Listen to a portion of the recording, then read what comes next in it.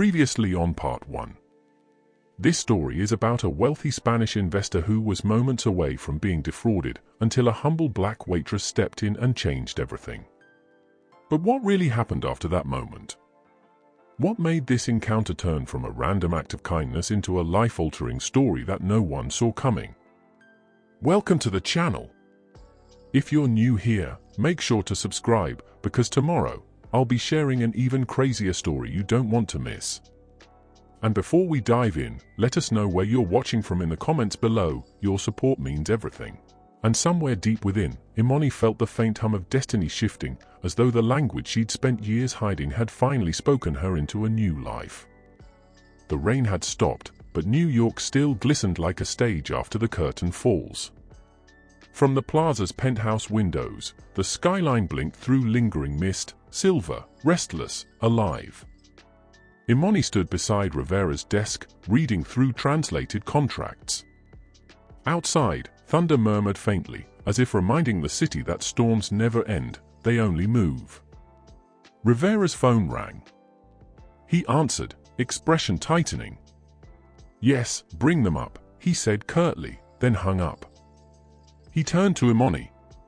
"Calloway and the two investors are downstairs. They requested a meeting, unannounced." Her pulse quickened. "You think they'll apologize?"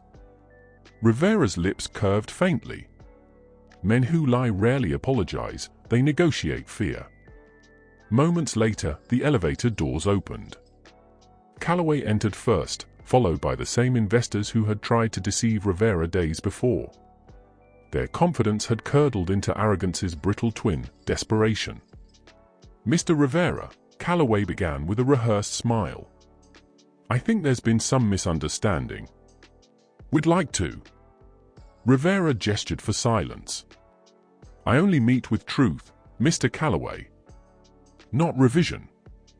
One investor forced a laugh. "Come on, Alejandro, let's not be dramatic. We can still work together."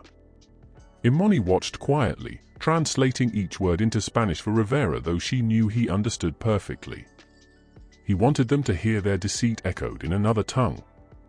The second investor shifted nervously. "Look, maybe we oversimplified the translation." "It happens." Imani's voice was calm but cold as she translated. The Spanish made the lie sound even smaller. Rivera leaned back in his chair. "You didn't oversimplify. You altered ownership." Calloway raised a hand. "And you can't prove that." Rivera nodded to Oda, who pressed a button on a small device.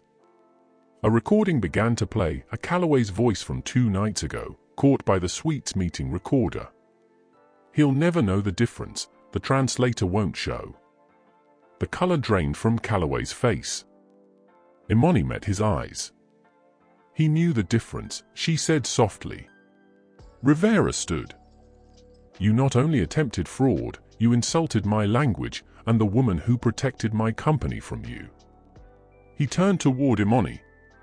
"Miss Brooks, would you please call the press liaison?" Calloway sputtered. You can't." "I can," Rivera said. "And I will. Public integrity is the only cure for private rot." Oda disappeared into the next room. Within minutes, Rivera's communications director entered, followed by 2 journalists already tipped off by Rivera's team. Cameras clicked. Rivera faced them calmly. "Gentlemen, this is Miss Imani Brooks. Last week, during a dinner at the Windsor Club, she uncovered a deliberate mistranslation intended to transfer ownership of Rivera Holdings to unauthorized parties.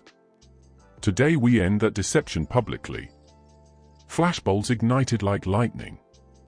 Calloway tried to step forward, but the guards Rivera had quietly stationed at the door blocked his path. "Your lies are recorded," Rivera said. "Your signatures preserved. You will answer legally for them." Then he looked at Imani. "Would you like to add something?" She hesitated, then stepped to the microphones. Her hands trembled, but her voice did not. "I was told to stay silent," she said. "Told that my job was to serve, not to speak." But truth doesn't care what uniform you wear. If people like me don't speak, liars like them write the story for us. A murmur rippled through the reporters. Rivera's face softened with quiet pride. She went on, "I steady on Calloway. You called me staff. You're right. Staff built this city. Staff hold it up while you sleep in its towers. And now staff will remind it what honesty sounds like." The cameras erupted. Calloway's last defense crumbled. Security escorted him and the investors out, their protest swallowed by clicking shutters. When the doors shut, silence filled the room, thick, cleansing, almost holy. Rivera turned to Imani. "You've done more than save a contract. You've restored a principle." Tears welled in her eyes. "I just translated what was there." He smiled. "Exactly." Hours later, after the reporters left and the storm outside cleared into a glowing dusk, Rivera's office felt transformed. The city below shimmered like a million possibilities. Oda approached with a stack of papers. "Everything is finalized," he said. "Our US division will launch next month. Miss Brooks's appointment letter is ready for signature." Rivera handed her the pen. "Welcome to Rivera Global, Director of Cultural Relations." She froze. "Director? Title should match value," he said simply. "You gave this company its conscience." Her signature wavered only from joy. After she signed, Rivera extended his hand. "You know, Miss Brooks, courage in translation changes more than words, it changes worlds." She smiled. "Then I guess we both speak the same language now." That night, as she stepped out of the plaza, the wind carried the smell of wet pavement and promise. Across the street, the Windsor Club glowed behind its gilded doors, oblivious to the reckoning within its walls. Her phone buzzed, a message from Rivera. Truth always finds its interpreter. "Sleep well, Director."